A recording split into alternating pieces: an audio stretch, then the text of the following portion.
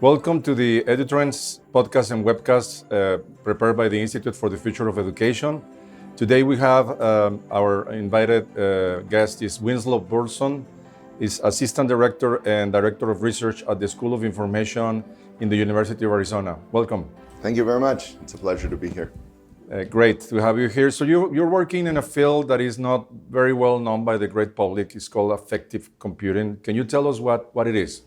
Yes, at its simplest, it is to try to understand the emotions of the user, whether it's a learner or in a functional setting, and to respond appropriately. So to do this computationally, and the way we go about that is to use physiological data, whether it's facial expression or skin conductance, heart rate, as well as observation. So we have human coders that correlate this data, and then we understand the emotions, and we can respond appropriately. So if you're frustrated, can we support you with something that makes you less frustrated or helps you understand your frustration in a way that makes the experience at least productive for you? If you're excited, can we celebrate with you appropriately? Sometimes excitement can be deteriorating learning, and other times it can advance learning. So the whole strategy is, how do you combine the emotion with the response, and can we do this effectively? Okay, so the idea is that you have sensors that allow you to detect the emotions of the students, and you use artificial intelligence or big data to decide what to do with those emotions. Yes, and it's the combination. It's this transdisciplinary aspect. It's the psychology, the educational intervention. So the deciding what to do has to come from theory, from different fields, and applied in the context that you're addressing.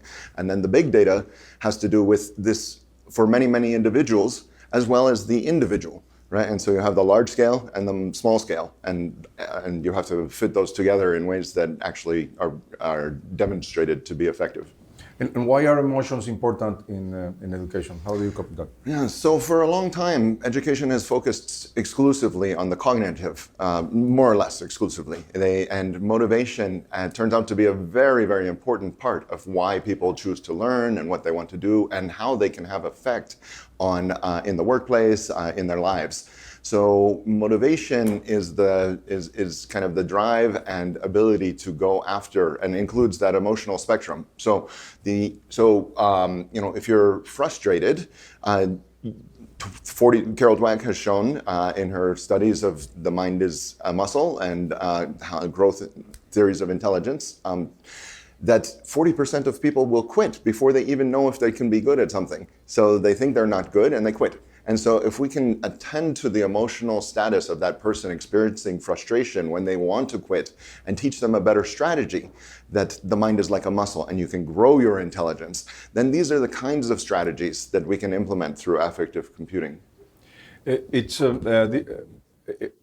People, for instance, when they're learning math, is something that they're afraid or stressful, etc. Is there a need to eliminate completely stress from the learning process? No. It's actually more about helping individuals understand the importance of that stress. There's eustress and de-stress, right? So eustress is the productive stress, and the de-stress is the one that is counterproductive, right? And so as you experience those, it's possible to move from de-stress to eustress. So in fact, if you're looking at a challenge and you start to experience de-stress, you can reinterpret that as an opportunity to grow your intelligence, that it's an important part. If you didn't experience the distress, then you wouldn't be sufficiently challenged to learn. This would just be either something you enjoy, which in many cases people are not enjoying what they're doing anyway, or a waste of time because it's not adequately challenging, right? And so helping us understand reinterpret those emotions, having the learner reinterpret their own emotions, and having us develop strategies that can support them, like a peer learning companion, an avatar, or a peer learner, a human learner. We want to create a combination of virtual and human teams. And so these teams are what can be effective in these strategies. So you're talking about distress and eustress. Eustress. Yes. So the eustress is this positive notion of that stress is part of the emotion. So, for example, a time pressure can be generative, right? It can help you understand that it's time to put the final touches on the piece and get it ready for production. If you don't have that eustress, then you will actually just languish perhaps in your current state and not actually come to culmination or finalization. I think what we find in creativity research, which is another highly correlated to affect and emotion and intrinsic motivation, is that time pressure for people who are intrinsically motivated and appropriately resourced with actualizing resources, that is the most creative moments of their lives, and I think we all experience that when we're on a deadline, but we really believe in the motivation that we're doing. So where it's the last chapter or the final or in a PhD thesis, getting ready for presentation, or throughout our lives, you're coming to a deadline, you really believe in the importance of this, and that's the eustress that is very productive. You can look back on that moment as, oh, this great accomplishment and achievement that and that is also correlated to flow, which is optimal experience in life, and stuck being the opposite. So my thesis focused explicitly on the stuck, which generally could be the de-stress, and the flow, which would have elements of eustress, which is, flow has to be sufficiently challenging that it is engaging, and it cannot be so challenging that it is demotivating. Okay, I can relate to that, to the pressure of everyday life deadlines. And, I tend to accomplish my task as studying something and then analyzing different options. And when the time is up, I have to make a decision and go there. I don't know if it's a good example of that. Can you tell us some examples of the use of affective computer in learning situations? Yes. So I had the opportunity in my thesis at the MIT Media Lab in the Affective Computing Group, led by Roz Picard, to use many of the different sensors that had already been produced in the group. So we had a skin conductance sensor, a posture chair that knows if you're sitting forward or back or slouching in a chair, and a facial expression analysis, as well as head nod and head tilt, pupil dilation, taking all of these different physiological sensors and giving a challenging task. We use the Towers of Hanoi, which is a famous math problem and used a lot in psychology to understand learning and inhibition and frustration. So we used a task that was already well studied. We used the sensors on the individual, and we calibrated the task for middle school students, 11 to 13-year-olds in a public school setting, that was particularly frustrating. So usually the task is presented with 3 to 4 discs. We calibrated it through trials, pilot studies, that showed that we needed to put 6 or 7 discs so that the students would get really frustrated. And we gave them a quit button. So we could use this combination of human observation about when people are frustrated, the physiological and data science that was looking at correlates to that frustration, and the behavior of actually quitting. So they could hit the quit button, and they believed that they would be able to quit at that time. Unfortunately for them, at the moment, we said, hey, do you remember that strategy about the mind as a muscle, and the idea that if it's challenging, this could actually be interpreted as eustress, as a chance to grow your intelligence. So do you think you can use this strategy? We didn't say all these words because they were 11 to 13-year-olds, but we said, do you think you can use that strategy to essentially move from your frustration to your flow, from your de-stress to your eustress?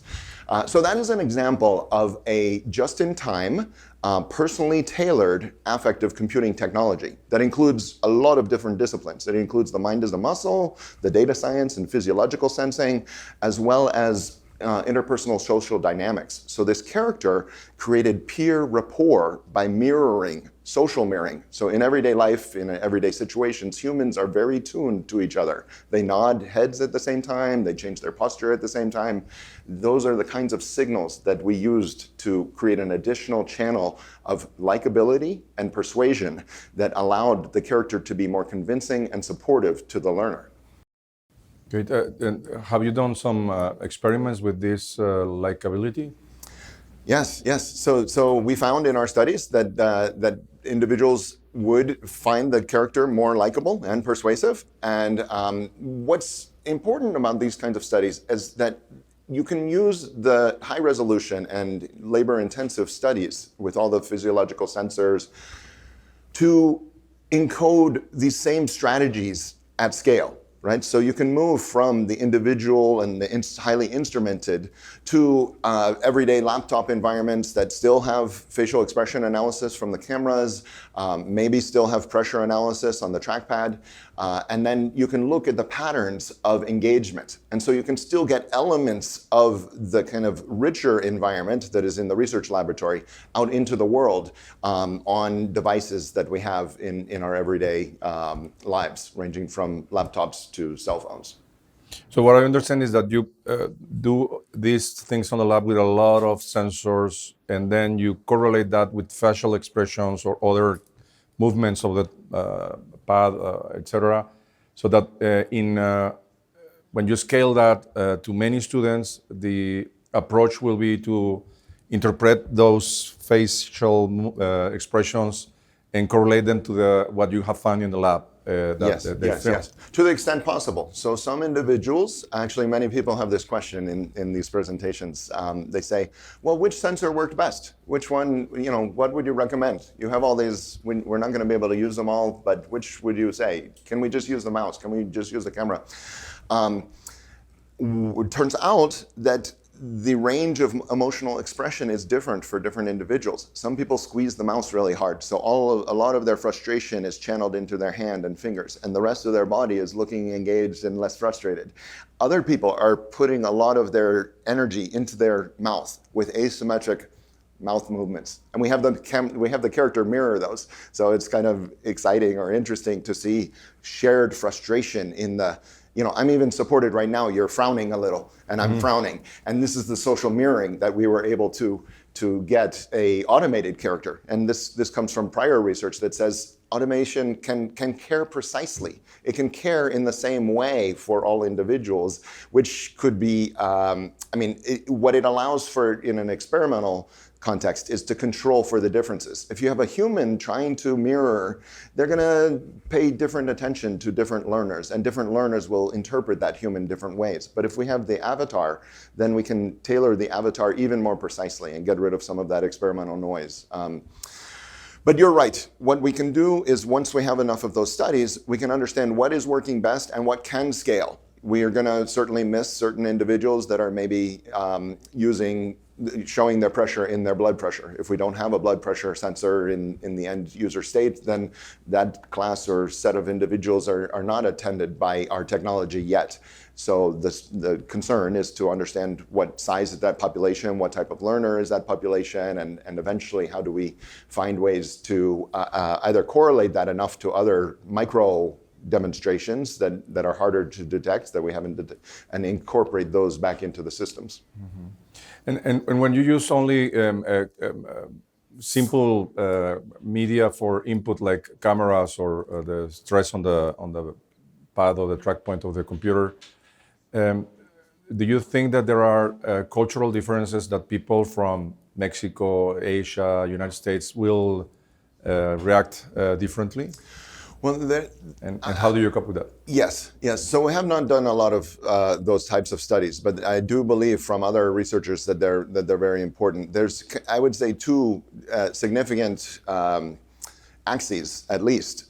One is the individual expression of emotion in these cultures. It could be different. So certainly, if we take a very simple example, in some Asian cultures, there's a lot more head motion and ambiguity to the head nod or head shake. In some cultures, a head nod is actually a no, right? And so you have certain categorical differences that need to be trained on. So a broader version of your question is, how robust are these implementations across scenarios and individuals? And it turns out it's a complex field, and it requires tuning to the domain. So you can't readily just say, well, we've done this in the one-on-one Towers of Hanoi experiment, and therefore we expect it to work in the team-based astronaut robot mission simulator, right? Which is another system that we have built, and we look at the interpersonal dynamics between humans and robots, and humans and humans, and humans and mission control, and those are all stressful environments, and you can learn a lot by taking each of these different roles. But you do need to train the affective algorithms and responses for those new scenarios, because they are different both in age and in scenario, and therefore, to answer your question, likewise for cultural differences. So the two parts I said was there's the individual, but another big part of cultural differences is the goals and approaches in learning. So a colleague of mine does research on intelligent tutoring systems, largely cognitive systems, in the US versus other countries. And in the US, we take an individual learner scenario. So you're working one-on-one, you need to perform on your own, largely, which can also be a fault of our system.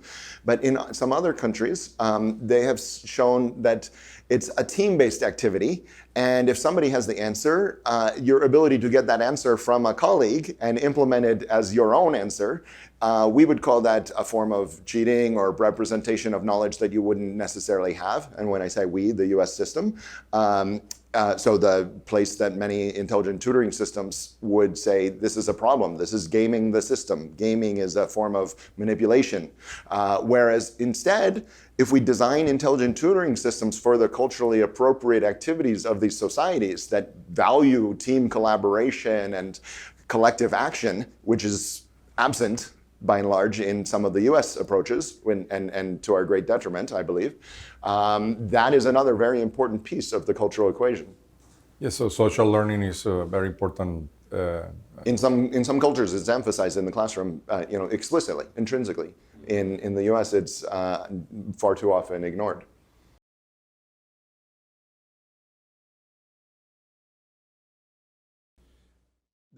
Do you see some applications of affective computing starting to be used like in real classroom situation, or where are the opportunities to scale them? Yes. So one of the kind of significantly scaled scenarios is what I was speaking about. So we moved the intelligent tutor from the towers into classrooms with computer sensors in public classrooms with 25 students at a time. So we were able to collect a significant amount of data over many semesters.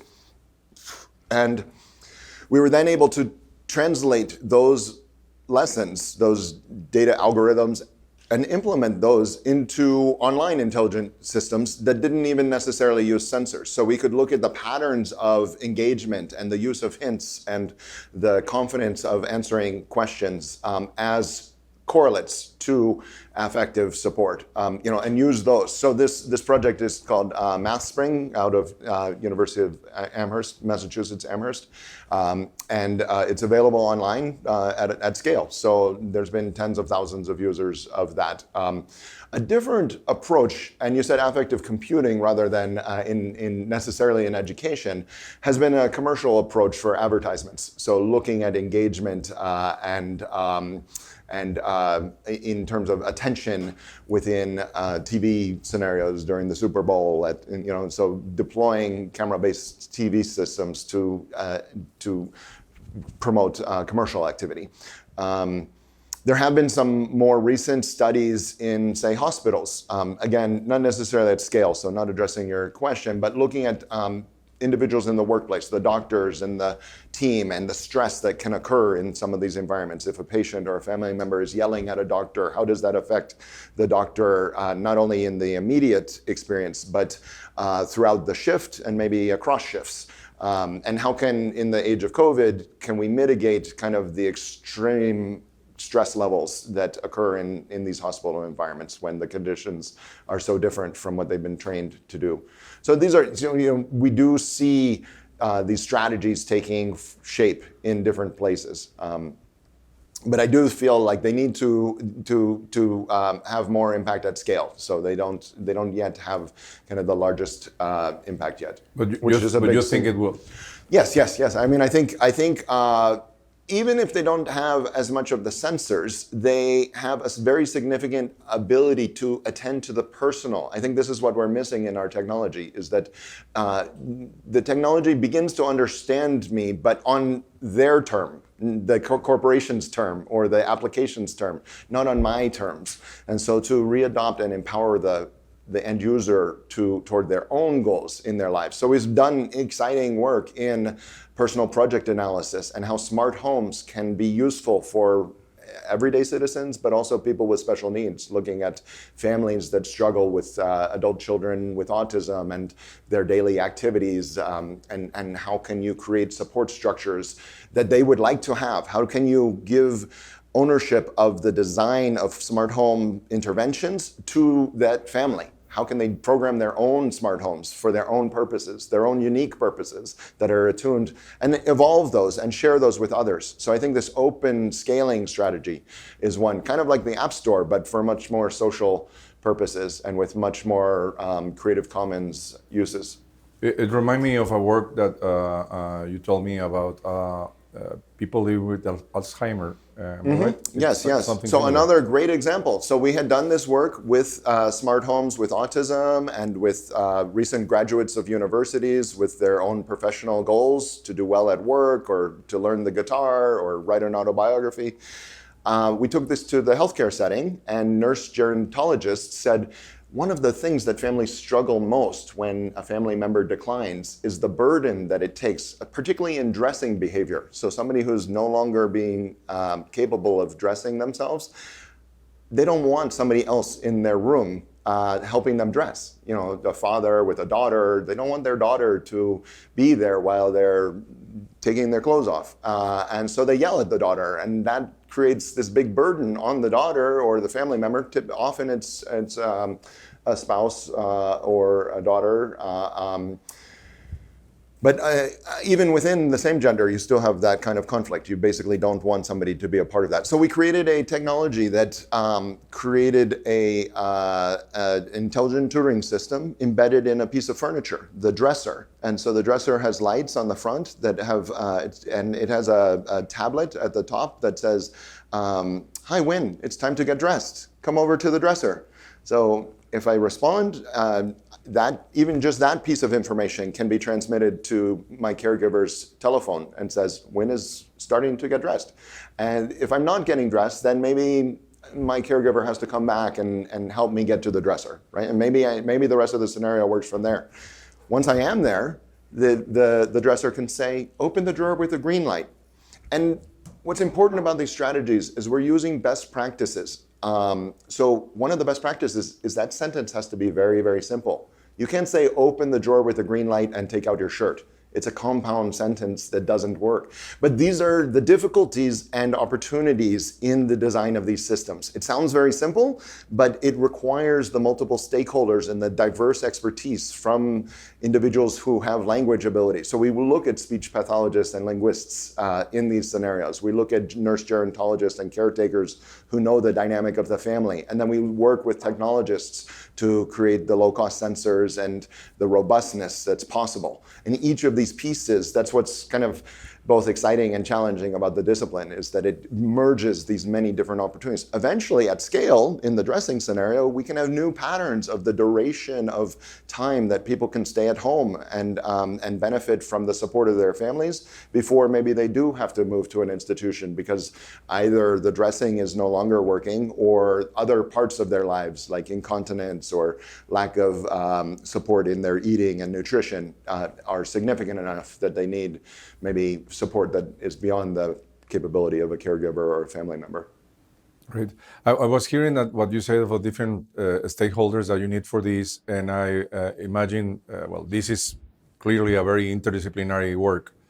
So how do you accomplish this, and what skills do you need from the person leading this team that is not only research, because there's also, I don't know, product development or yeah. So I mean, I think again, the scenario will the answer to that question has to do with which are the scenarios that you're implementing. Whether it's in a commercial advertisement setting, so maybe you need business and marketing scenarios. If you're in the healthcare setting, you're going to need the nurse gerontologists and the social workers and the family members to be a part of the system. The core of the affective computing is the appreciation of the technological sensing and data understanding, the filtering and data analysis, coupled with the psychology. right? So understanding the psychology of emotion and how it impacts the scenario, either at the individual or small team or large team level. So that, I would say, is core. But a colleague of mine, for example, was working on a system that was an intelligent interview coach. So this would help MIT students who maybe have the unfortunate stereotype of maybe not having the strongest interview skills or maybe being better at the technical than the personal. This coach would look at how they're coming across personally and what are the affective elements of those in a dialogue. And so they have questions and they look at the confidence and the emotions and the heart rate and the facial expressions that would correlate to the avatar that was being presented as the interviewer. And so in that case, you're not gonna need a nurse gerontologist. You may still need a linguist. Again, it depends on the modalities, right? So if you're frustrating in driving, there may or may not be a speech-based content component. There's increasingly speech-based, but 10 years ago, you're not necessarily talking to your car or hearing words from your car. Now you are, right? And so you need I think in any transdisciplinary activity, you need the stakeholders that are